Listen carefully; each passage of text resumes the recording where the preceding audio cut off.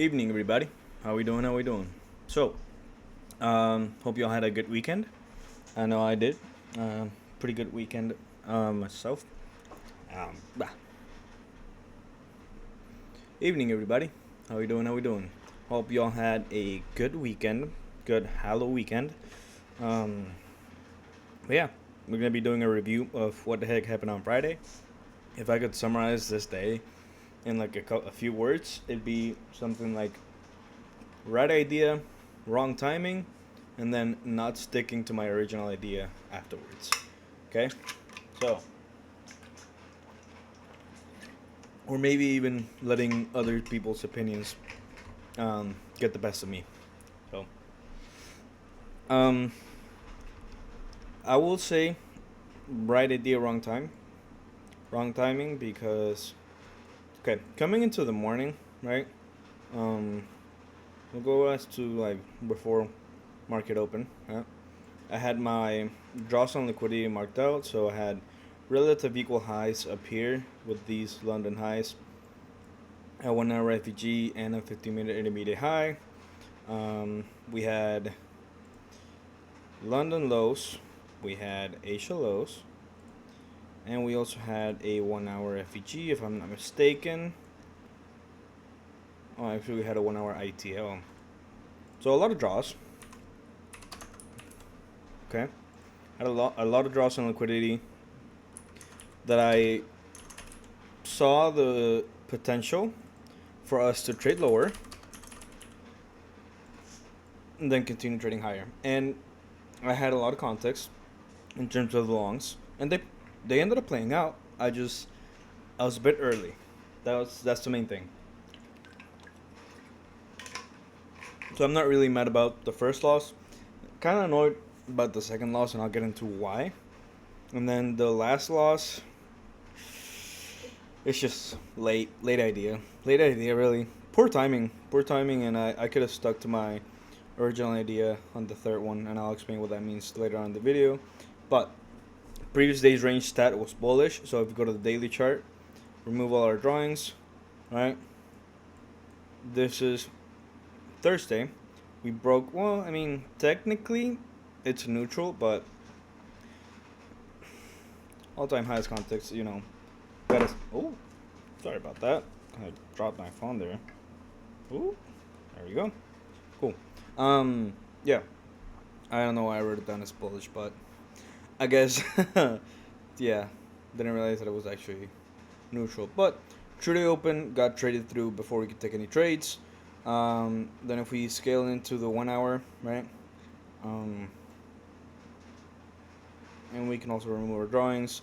It looks like we're respecting this bearish 1 hour over here because we still have not breaking through it. And if we throw our drawings on there, you see I have it marked out, and even the 8 a.m. candle ended up wicking. So I'm like, interesting, but I had pretty good stuff that made me want to be bullish, and it's the fact that we had that bit of a sell-off, right? This bit of a sell-off since the new all-time high. Reached this support zone, which is the 50-minute low volume, a 4-hour fair value gap, and we recovered pretty strongly with earnings that we had that day on market close or after the close. So we had earnings this week and trade negotiations, and it looks like market is reacting nicely off of that. It looks like price wanted to recover and maybe shoot for new all-time highs.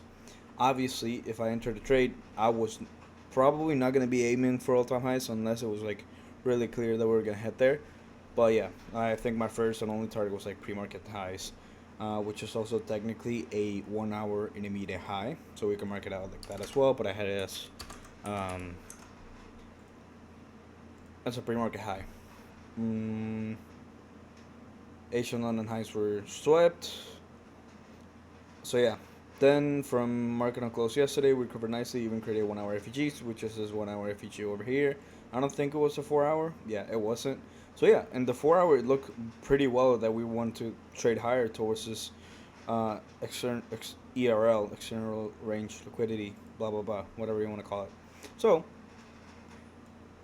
Something I will note that I learned from this day is whenever you have a big zone, so like let's say you get your draws and liquidity swept and you don't get a reaction off them, but you are still like in a, say, a massive 1 hour FEG, use a fib.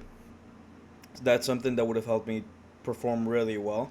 Because if you see the midpoint of the 1 hour FEG coincides with the zero point 0.5 of this range, which is from the low we put in at market close on Thursday to the pre-market high. Like if you take a fib from all the way down here, right, to all the way up here, that's what we're dealing with. We have a fib right here, and you can use these fib levels to kind of gauge, like, are we getting a reaction here? Is price stalling out here? Like what's going on as price is approaching these levels? Okay, and I tried trading off of the 382, and I'll actually put them in. I'll keep them as percentages, but yeah, 382 was the first one that I was looking at, and tried two off of that, but the 0.5 is the one that actually ended up playing out. The midpoint of the fair value gap, or consequent encroachment, whatever you want to call it. I feel like that's a complicated term for no reason, but midpoint of the fair value gap aligns with the 0.5 of this fair value gap, which is pretty strong in my opinion. I actually didn't realize it till now, but I mean they're like off by like probably like a tick or two, but yeah, if you get to there and you're wicking it, it's a pretty strong confirmation, and you'll see what I mean by that in here in a second. So coming into market open, we start to sell off, and we hit all our draws, and we can remove these just to get a clear idea of what's going on since we've reached this 1 hour gap. Okay, we swept that 1 hour intermediate low, and I gave this a couple attempts around, like, if we go to my top step, I started a new combine. I'm trusting myself, and I am just betting on myself that I'm, able to do this. Got the paid book map, got a new combine. I'm trusting myself that I'm able to do this with, my income now, so that I can actually, put myself in a situation where I'm like, you know, I'm and kind of like investing myself, right? I feel like It's scary to like be paying the book map, and combine subscriptions, and having to pay the activation fee. But I feel like it's also just going all in on myself. It's not really all in. Like if I lose the combine, it's not the end of the world. I can get another one, and I'll still have book map, and I'll continue paying it because now I have a reliable income. Um, so yeah, I feel like it's just me betting myself. That's something that I told myself as I did it. It's like I'm trusting myself because I know I can pull this off, and I feel like it'll be worth it. And another pro of that is me being able to get the VWAPs on Bookmap, which are pretty cool, and I'll go into what that means later on.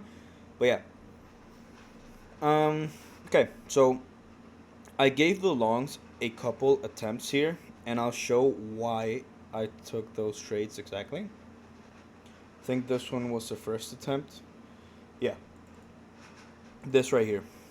So I saw this big seller. It was like 1,000 contracts, right? You can see it in the current volume profile, or like chart volume profile. So like what I'm looking at, that's the volume profile for this, and the session volume profile is from when I started from when I like opened Bookmap to where we are now. You can see 1,000 contracts, and we like our CVD dumped, and then we recovered. This was the ideal entry right here on the retest of that. That's the ideal entry. When we break through it, maybe even when we break through it, that's your entry. And like that's around 26,100. That was like the precise entry point. And maybe 26 like 90, 26,090 or 26,085, something like that. I think 86, 87 or something like that. Like 87, yeah. 87 was the actual entry. So like if you got in at 26,100, you would have had to have 10, 13 point stop. 13 point stop, and if you pulled that off, you could have taken profits at 130, so 30 points more, a little bit more than a 2R, and you're done. That would have been a solid trade. But as you got in, like somewhere over here, where we got a retest, right? We got a retest our, of this, and actually started trading higher. And that was my first attempt, and I'll see if I can find the entries. So I had two. You can see I had pretty tight stops. Ended up getting stopped out almost immediately on both of them. This was, I believe, the second attempt. You can see it's around the 382 level, right? This one around the 382 level. I can't remember which one was the first one, but there was two attempts around the same area, very tight stops. And yeah, the second one was actually after we swept that low, and it was this right here. So we actually got to we swept that low, and our CVD was not as low as we were up here. So I saw that as a CVD divergence, and once we rejected that, I traded, but you can see we ended up getting stopped out almost immediately. I'm okay with being wrong quick.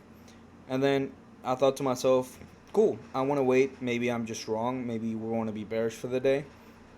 And the longs actually ended up playing out pretty nicely. Um, we reached that 0.5, got a pretty nice reaction off it. And then I think we actually got a sweep here of this low, or a retest of the 0.5. There we go. So we swept this, and if you go to 1 minute, I know some traders that trade the 1 minute inversion. They took this, so we inverted this somewhere around here. Here is when we got that inversion, and this was a pretty solid trade. I know one of the guys that I trade with, he took this, and this would have paid pretty well.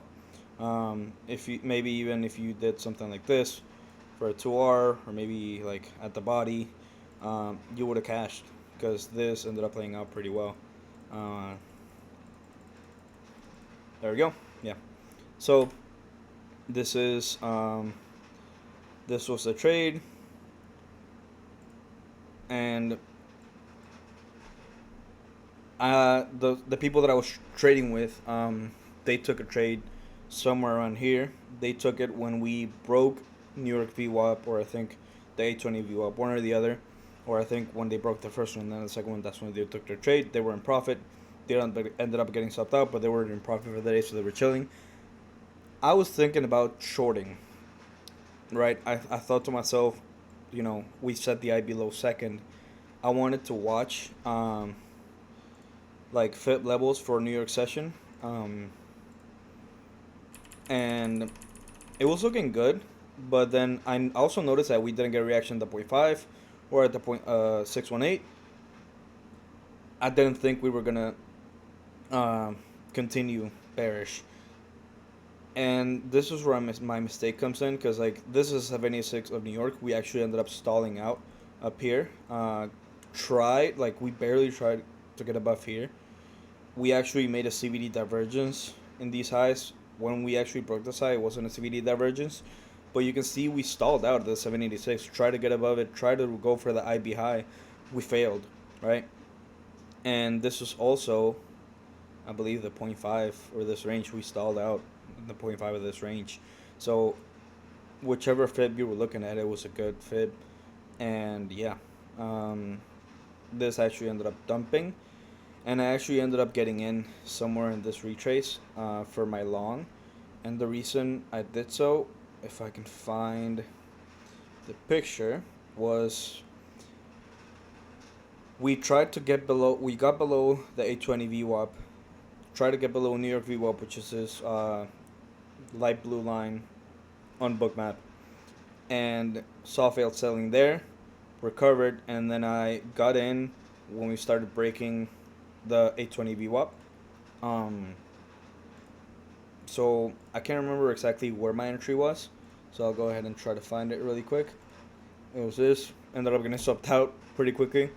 146. It stopped at 120. So let's say my stop was something like this. So 146. I think 146.75.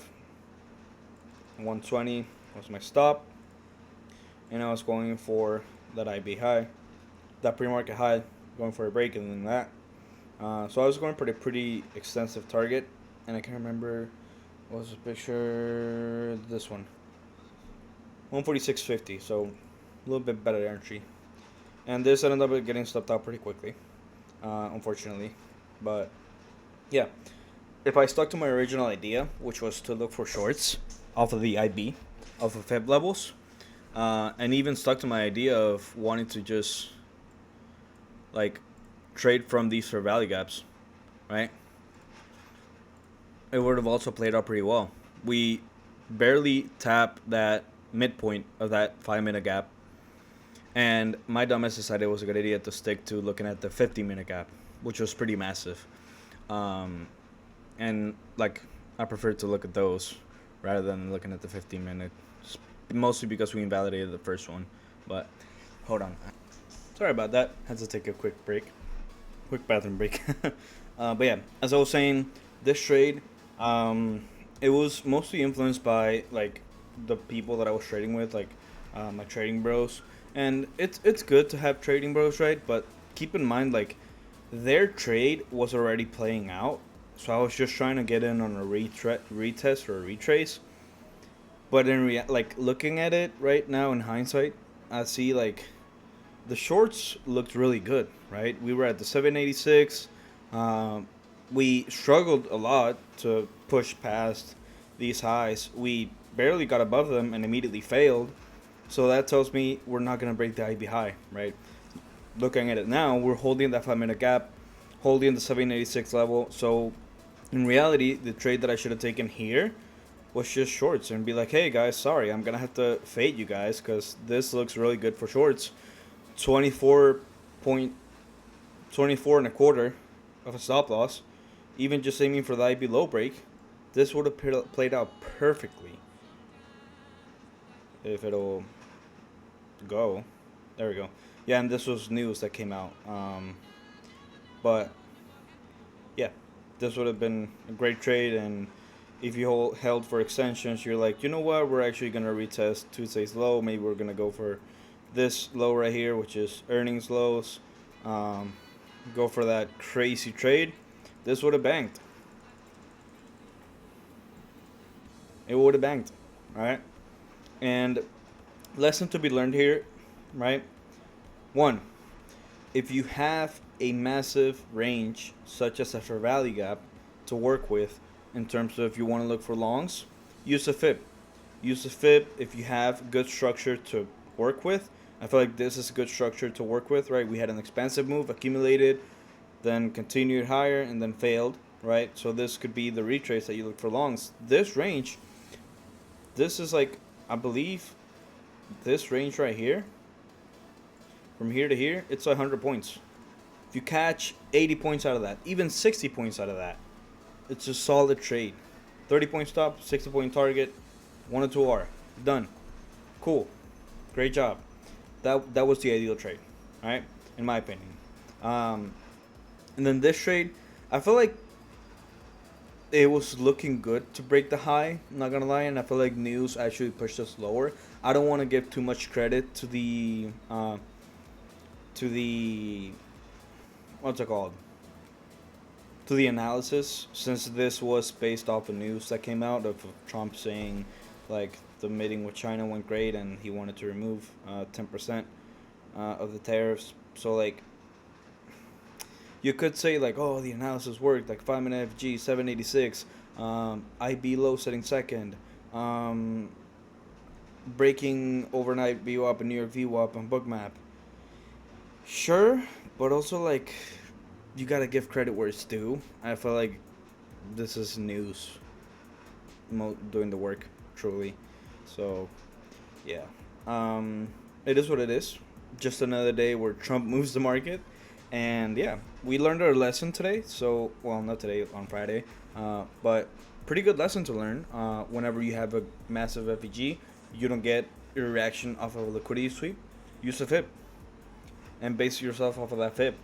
Don't let other people's opinions influence your decision making. I feel like if I got in the same trade, great, awesome. We're in agreement in what we're seeing, but wanting to join in on the trade that they're taking. What if they were already break even?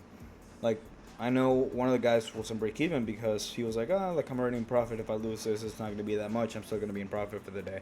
So, in my eye, and like from my perspective, I was in drawdown at this point. So, like, I was 2 losses deep into this. So, like, I was looking to recover my losses, right? So, yeah. Overall, not too mad about this because I feel like I learned, you know, pretty great experience learned from this, right? Massive zone, use fibs in your favor, um, and just be objective. Don't let other people's opinions influence your decision making. So, and yeah, right day, wrong timing. Um, and another thing is with the second attempt, with this one being like, which one was it? It's over here. This one over here, right? This long, I should not have taken it. Sure, there's a CVD divergence, but it's also the fact that we had a massive seller here. So obviously, any selling efforts that get past that, they're gonna be like there's gonna be a CVD divergence off of it. You know what I mean? And the original trade idea of the longs was that this passive buyer, because if it's an aggressive seller with thousands of contracts, it means it's a passive buyer holding the market. This was a great trade, but it was one attempt because once we break past it, the idea is done for. The idea is done for, and I should have waited for something clear. I should have waited for that 0.5 tap, and that's where the lesson comes in. If you have a massive fair leg up to work with structure, use a fib to guide yourself, and yeah, that's. I mean, I'm not used to using high time frame fibs, but I can see how they can be pretty helpful, especially in these type of days. So yeah, and it would have banged pretty well, right? Maybe if you limit order to 0.5, you would have banked. You would have banked. So even just entering like off of this rejection, having your stop at the wick, and targeting this first 5 minute gap, or maybe CE of that gap, maybe you could have caught a pretty good move. Or if you got in somewhere along the wick of this candle, right, you would have caught a pretty nice move. Maybe you could have caught 80 points, 90 points, something like that. But yeah, it is what it is. We learned our lesson. I want to say pretty solid trading day because this is very valuable to me. Being able to learn this type of stuff, like from hands-on experience, is pretty awesome. So yeah, like I feel like that's something that I've kind of struggled with in the past, with like having big zones, kind of knowing like where would a good trade be. You know what I mean? And this is an example. Using the fib would have helped me. And then like being quick in discarding a trade idea. Like the first two attempts should have been one, and then the second one I should have been more like flexible. Like, what's price doing? Like, I should have, if I wanted to look for longs, I should have waited for the IB high break. And they're like, okay, I still have this strong liquidity, this pre-market high to target. So we could wait for a rechase, right? Maybe measure the fib from there to wherever we broke the IB high and stuff like that. But it is what it is.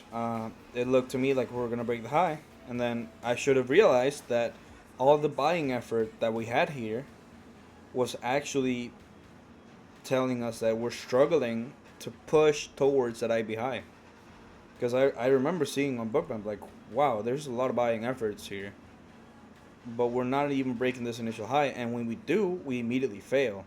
That should have been my sign to look for shorts. I feel like this was a pretty solid entry. It had a lot of confluences in its favor. Failing at the 786, holding this 5 minute gap. IB low setting second. Easy 4R. But it is what it is. We learn our lesson and we move on to the next one. And yeah, started our new combine with 3 losses in a day, but it's all good. We learned a pretty solid lesson.